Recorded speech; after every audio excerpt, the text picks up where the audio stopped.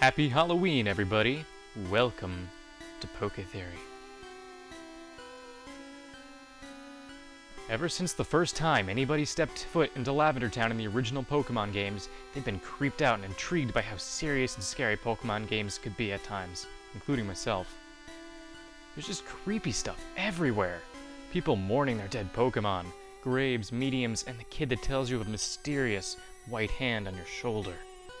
It is without a doubt the most unsettling place ever in a Pokemon game. It comes close to the Haunted Mansion in Sinnoh, but that's a theory for another time. Today, we'll be focusing on the most famous myths of Lavender Town. Let's start off by discussing the White Hand Creepypasta. Known as the WhitHand.gif, it was scripted to appear as a Pokemon on the third floor of the Pokemon Tower in Lavender Town.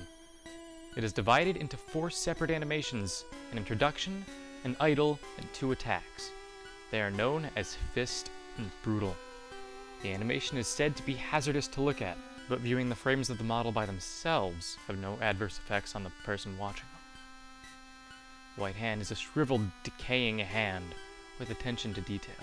The Brutal animation is missing several frames as the hand seems to open up, and then after a few seconds it reappears, closed again. No record of these missing frames has been found. Those were some lines from the actual Creepypasta page about the White Hand. Everything will be linked in the description if you want to read more about him. And very similar to this story, also on Creepypasta, is the legend of Buried Alive. He was said to have been the original boss for Pokemon Tower in Lavender Town. It is often referred to as the Buryman script. It would be found on the final story of Pokemon Tower, and what has now been replaced with the Marowak Ghost. According to the scripts assigned to it, the Buried Alive model was intended to be the boss of the tower. Once reaching the top floor, the following conversation would have taken place. You're here. I'm trapped. And I'm lonely. So very lonely. Won't you join me? After this, the battle would be initiated. Once in battle view, the Buried Alive model appears to be a decaying human corpse attempting to crawl out of the ground. It's been programmed to have 2 white hands, a Gengar, and a Muck. Strangely enough, a protocol for the Buried Alive's actions after it was defeated were never written. In the case of the player defeating him, the game would freeze. However, a specific ending was written by an unknown programmer upon losing the battle.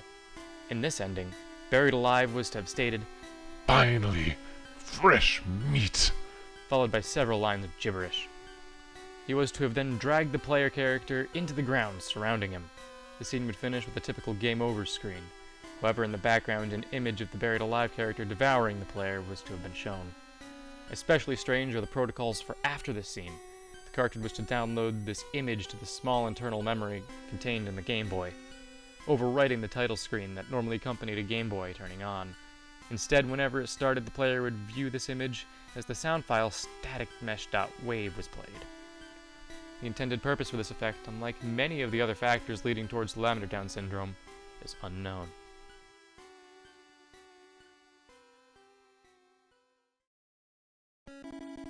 Alright, so now that all the scaring is done, we can finally start unpacking these myths. Now, as outrageous as these myths might seem, on this show, in order to disprove everything to the best of the ability that we have to assume that the story is true, so that we can't just write it off like everybody else who says, "Psh, it's clearly fanfiction." So, assuming that these 2 stories are in fact true, let's try and debunk the White Hand first. First of all, it's always labeled as WhitHand.gif, and yes, I know I say it as GIF instead of GIF. Get over it. This file name infers that the White Hand was a GIF file. Unfortunately, I couldn't find out what kinds of image files that the Game Boy could read. However, the original Game Boy could most certainly not read GIF images. But going beyond that, there are a few curious things about the White Hand that still stick out in this article.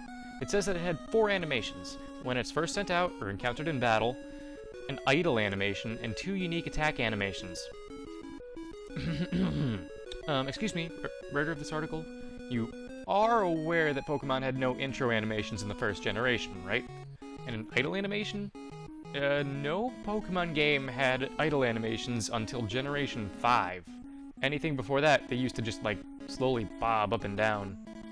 I don't know a lot about the first generation of Pokemon, but I'm also very sure that no Pokemon had unique battle animations for when they use certain moves, which are also seen nowhere else in the original game. His moves are supposed to be called Fist and Brutal, and as dirty as they sound, I can't find a way to prove or disprove that these moves ever existed. I tried to hack into an original Pokemon Blue ROM to look to see if there are any of these files still in there, but I was unsuccessful in finding a way into the ROM. I have no experience in hacking and probably should never have tried. However, everyone that has been able to look through the game's files has never found anything remotely like this White-Hand.gif. Alright, now that we've tackled the hand, let's go for the body with Buried Alive. Buried Alive's story is very similar to the White Hand's. He was originally supposed to have been the boss of Pokemon Tower and replaced with Marowak's ghost.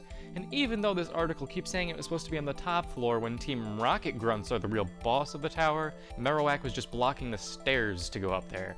So either the person who wrote this article was unaware that Team Rocket was up there, or they just didn't know what the word top means, as in the very top of the tower, not one floor below the top of the tower. But either way, when you lost the battle with Buried Alive, the title screen of the Game Boy was supposed to be altered to look odd and play an audio file called staticmesh.wave, and was said to have similar effects to Lavender Town Syndrome when played. Again, I don't think the Game Boy can read WAV files, and I'm not quite sure why anybody would want to alter the title screen of a Game Boy when it first starts up, and I'm not quite sure that's even really possible to do without actually hacking into the circuit board of the Game Boy. But this time, I think I can actually prove this mystery one way or the other. There's a video on YouTube called How to Fight Buried Alive, and it supposedly tells you how to find Buried Alive and fight him. I'll link the video in the description if you want to watch it, as well as all the creepypasta pages where this info comes from. The creator of this video says multiple times that he is not lying, and that this video is 100% authentic. It is something that he did not hack, nothing. He says that by finding and capturing Missing No, a glitch Pokemon in the original games, the game's code will be screwed up in a very, very weird way, which is true. Missing No does screw up your code. You are then supposed to glitch your way past Marowak's ghost by using a Pokédoll on it, and then walk up the stairs to the top of Pokemon Tower. The room should be empty except for 2 gravestones at the very end of the room. Your character will freeze when you reach one of them, and then the fight with Buried Alive will commence. But of course, I'm not one to take YouTube videos at face value. Anyone can upload anything and claim it's real, and the only real way to find out is to find out yourself. So, using GameShark codes to hack Pokemon Blue, I was able to catch Missing No and get past Marowak before obtaining the Pokéflute, and also before obtaining the Sylph Scope, which you need to do this before you obtain the Sylph Scope for some reason. I walked up the stairs to the top floor, and I found it the exact same way as it always is. The top floor is set in stone. The Team Rocket members and the old man are always coded to be there, no matter how far in the game you are and no matter how much you glitched it. Trying multiple times, I never got the game to do what the YouTube video did. I could never fight Buried Alive. There's always the chance that Buried Alive is exclusive to an alpha or beta version of the original Pokemon games, but in that case, little or no code would be left behind of these characters ever existing, much less image and sound files. Even in the unlikely case that there was code left behind for them, it could never be accessed or played on a commercially released cartridge, and due to the games being so old at this point, it's even less likely of anyone getting their hands on a fully working beta ROM of the game. And now, I think it's time to put the final nail in Buried Alive's coffin. This will reveal the truth behind the White Hand and Buried Alive mystery for good. There is another video on YouTube by KamioftheMoon titled The White Hand Sprite Info. Kami said that she is the one who created the sprites of the White Hand and Buried Alive that everyone uses and knows. This is a big claim, so I went to do some research to back this video up or disprove it. I tried to PM Kami on DeviantArt and on YouTube, but I didn't get any response back. I looked on her DeviantArt, and sure enough, the sprites are there uploaded by her. But I couldn't find a date on it, and as I'm not a frequent user of DeviantArt, I wouldn't know where to look for a date. But this still doesn't prove anything. Then I did a regular old Google image search, and that turned up several different versions of the same sprites. But the thing about them that struck me most was that a lot of them had Kami written into the image. Referencing the time the video was posted to the date the creepypasta pages were created, I found that Kami posted her video only 6 months after the creepypasta pages were created. it is entirely possible that Kami did create these sprites, and it seems very likely that her story checks out. And if this is true, that would mean that all of these creepypastas are faked, or at least the evidence of the stories are fake. With no evidence to back these stories up, I can't honestly say that these are true. If all of the evidence was not faked, then the story might have some credibility to it, but seeing as it's very likely that Kami was the person who created these sprites, then that means that there is no actual evidence of any of these things ever existing.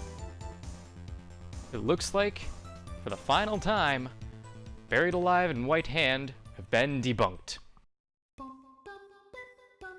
But what of the biggest legend of the original Pokemon games, Lavender Town Syndrome? It might be more real than you think. But we'll cover that one next time on PokéTheory! Haha, you knew I had to leave you on a cliffhanger, didn't you? Well, the good news is that you won't have to wait long for the next video. It should be out within the next week or so. Yeah, I know it's a little late to have that video up for Halloween, but hey, cut me some slack. Anyway, seeing as how I need to get the next video up within a week, I can't really ask you guys a question this time and be able to give you the stats of the answers for next time. So instead, I'm going to point you guys to 3 of my favorite Let's Play videos that I've done. It's the main reason I have my channel, and if you haven't watched them yet, I highly encourage you to. I make them for your enjoyment, and I hope you guys can hang in tight while I finish up this next episode. See you guys then!